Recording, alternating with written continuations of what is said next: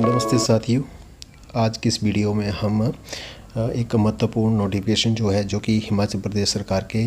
Finance department के pension विभाग द्वारा 10 जून 2024 को जारी की गई है, उसको डिस्कस करने वाले हैं कि 7 अगस्त 2023 को माननीय सुप्रीम कोर्ट द्वारा एक निर्णय दिया गया और उस निर्णय में ये कहा गया कि जो भी एम्प्लॉयज़ थे जो कि रेगुलर होने से पहले कॉन्ट्रैक्ट पर एंगेज रहे हैं, चाहे वो 2003 से पहले के हों या बाद के हों, उनके जो वो कॉन्ट्रैक्ट सर्विस है उनको जो है पेंशनरी बेनिफिट्स के लिए काउंट किया जाएगा। सुप्रीम कोर्ट ने ये भी कहा कि गवर्नमेंट को जो है वो एक विद इन टाइम पीरियड जो उसके लिए कोई पॉलिसी जो है वो फ्रेम करनी चाहिए और उसका जो लाभ जो है वो जितने भी एम्प्लॉयज़ हैं जो कॉन्ट्रैक्ट से रेगुलर हुए थे उनको जो है वो दिया जाना चाहिए। तो इसकी अनुपालना में हिमाचल प्रदेश सरकार द्वारा जो है वो 10 जून 2024 को जो है इंस्ट्रक्शन जारी की गई और इंस्ट्रक्शन क्या जारी की उसको हम एक बार जो है वो डिस्कस करते हैं। तो इसका पॉइंट नंबर 7 जो है वो क्या कहता है, the government has decided to count the contractual service followed by regular appointment on the same post by way as per regulation policy of the government of pension under the CCS pension on following terms कि कोई व्यक्ति जो कि contract पर appoint था और वो same post पर जो है वो रेगुलर हुआ तो और उसकी जो कॉन्ट्रैक्चुअल अपॉइंटमेंट थी किसी पॉलिसी के तहत हुई है तो उसको जो है वो पेंशनरी बेनिफिट्स के लिए जो है उसकी सर्विस को माना जाएगा, लेकिन उसमें जो है वो कुछ कंडीशंस रहेंगी। तो कंडीशंस क्या रहेंगी, तो इसकी फ़र्स्ट कंडीशन है कि उसकी जो अपॉइंटमेंट है या तो वो Himachal Pradesh public service commission द्वारा होनी चाहिए या HP सबॉर्डिनेट स्टाफ सिलेक्शन जो उस समय था उसके द्वारा होनी चाहिए या सरकार द्वारा जो अन्य नीतियां हैं कॉन्ट्रैक्ट पर अपॉइंटमेंट करने के लिए उसके तहत ही उसकी अपॉइंटमेंट होनी चाहिए। तो ऐसा इस ऑर्डर में कहा गया, इन्हीं को जो है उन्हीं की सर्विस जो है वो पेंशन बेनिफिट्स के लिए काउंट की जाएगी। इसमें एक तीसरी जो कंडीशन है वो ये है कि कोई अगर कॉन्ट्रैक्चुअल एम्प्लॉई है तो उसकी उसी एम्प्लॉय की जो कॉन्ट्रैक्चुअल सर्विस है उसको पेंशन बेनिफिट्स के लिए काउंट किया जाएगा जो कि उसके बाद जो है सेम पोस्ट पर रेगुलर भी हुआ है। रेगुलेशन जो भी उसमें सरकार की जो रेगुलेशन पॉलिसी थी। एक इसमें चौथी जो कंडीशन है वो ये है कि ऐसे जो एम्प्लॉयज़ हैं जो कि अपनी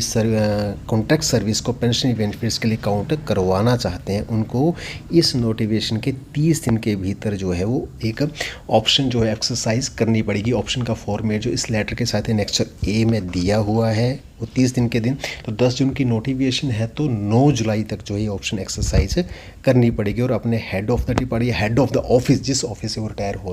हुए हैं या होने वाले हैं उस ऑफिस को या एट प्रेजेंट जहाँ वर्क कर रहे हैं उनको जो है वो ऑप्शन देनी होगी।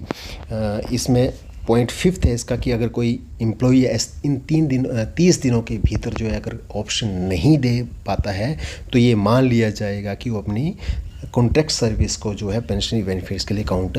नहीं करवाना चाहता। 6 कंडीशन अगर कोई कर्मचारी जो है रेगुलाइजेशन के बाद कॉन्ट्रैक्ट की कोई सर्विस थी और उसके बाद रेगुलर होने के बाद उसकी जो है वो मृत्यु हो चुकी है तो उस स्थिति में उसका जो स्पाउस है, पत्नी या पति जो भी है या जो भी उसका फैमिली मेम्बर जो फैमिली पेंशन पाने का हकदार है वो भी इस ऑप्शन को एक्सरसाइज कर सकते हैं। परंतु यदि कोई एम्प्लॉई जो है उसकी मृत्यु जो है वो कॉन्ट्रैक्ट के दौरान ही हो गई है और उनकी जो है वो रेगुलर अपॉइंटमेंट नहीं हुई थी कॉन्ट्रैक्ट के बाद तो उन कर्मचारियों की फैमिली को इसका लाभ नहीं मिलेगा। जो गवर्नमेंट सर्वेंट जो है वो 14/5/2023 से पहले नियुक्त हुए थे, कॉन्ट्रैक्ट जो भी उस वक्त सरकार की जो पॉलिसी थी कॉन्ट्रैक्ट पर नियुक्ति करने की उसके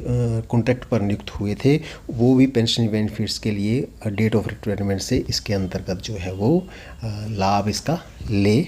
पाएंगे। हाँ, उनको एरियर जो मिलेगा वो डेट ऑफ रिटायरमेंट से मिलेगा, लेकिन एरियर जो दिया जाएगा वो जो फाइनेंस डिपार्टमेंट की उसमें इस पर इंस्ट्रक्शन है, चाहे वो 15/12/2011 की इंस्ट्रक्शन हो या 7/1/2012 की इंस्ट्रक्शन हो, उसके अनुसार उनको जो है वो बेनिफिट दिए जाएंगे। इसकी जो 8th कंडीशन है वो ये कि जो गवर्नमेंट एम्प्लॉइज़ 15/5/2003 से लेकर 31/3/2023 के बीच नियुक्त हुए हैं कॉन्ट्रैक्ट पर और उसके बाद वो सेम पोस्ट पर जो है वो रेगुलर हुए हैं, उनको पेंशनरी बेनिफिट जो मिलेंगे वो 1/4/2023 से पहले मिलेंगे, चाहे वो 20 में 19 में जब भी वो रिटायर हो गए हों, लेकिन उनको पेंशनरी बेनिफिट जो मिलेंगे वो 1/4/2023 से ही मिलेंगे, ऐसा इस नोटिफिकेशन में कहा गया है। 9th पॉइंट इसका इम्पोर्टेंट है कि कोई गवर्नमेंट सर्वेंट है, उसने जब गवर्नमेंट ने ओपीएस की जब नोटिफिकेशन जारी की थी, एसओपी जारी की थी 4/5/2023 को, और उसके अंतर्गत कोई कॉन्ट्रैक्ट एम्प्लॉई था और उसने जो है वो या रेगुलर एम्प्लॉई था, उसने एनपीएस को ही ऑप्ट किया है, तो ऐसे कर्मचारी जो होंगे, ये जो वर्तमान 10 जून 2024 की जो नोटिफिकेशन है, इसके अनुसार उनकी सर्विस जो है वो कॉन्ट्रैक्ट सेल्फ क्वालिफाइंग सर्विस के लिए काउंट नहीं होगी, वो इस ऑप्शन के लिए एलिजिबल नहीं होंगे। ऑप्शंस आने के बाद जो कॉम्पिटेंट अथॉरिटी जो है वो एक ऑर्डर जारी करेगी कि इन एम्प्लॉयज़ के जो सर्विसेज हैं, वो इतनी सर्विस जो है हम उसको जो है पेंशन बेनिफिट्स के लिए काउंट करी जाएगी, और वो जो ऑप्शन एम्प्लॉयज़ ने दी है उस ऑप्शन को जो है वो उनकी सर्विसों में पेस्ट किया जाएगा। इस पर हेड ऑफ़ द ऑफिस जो है, जिस ऑफिस में वो काम कर रहे हैं, जहाँ से रिटायर हुए हैं, उसके बाद ऐसी कॉम्पिटेंट अथॉरिटी द्वारा नोटिफिकेशन करने के बाद जो उनका केस जो है वो एजी को पेंशन के लिए भेजा जाएगा। तो इस प्रकार से ये बातें जो थी वो इस नोटिफिकेशन में सरकार द्वारा कही गई हैं। तो आशा है कि आपको ये वीडियो जो है वो पसंद आया होगा, आपको जानकारी लाभकारी लगी होगी। फिर भी आपकी कोई क्वेरी हो तो आप कमेंट बॉक्स में अपनी क्वेरी लिखकर भेज सकते हैं, आप व्हाट्सएप कर सकते हैं, आप ईमेल कर सकते हैं। धन्यवाद।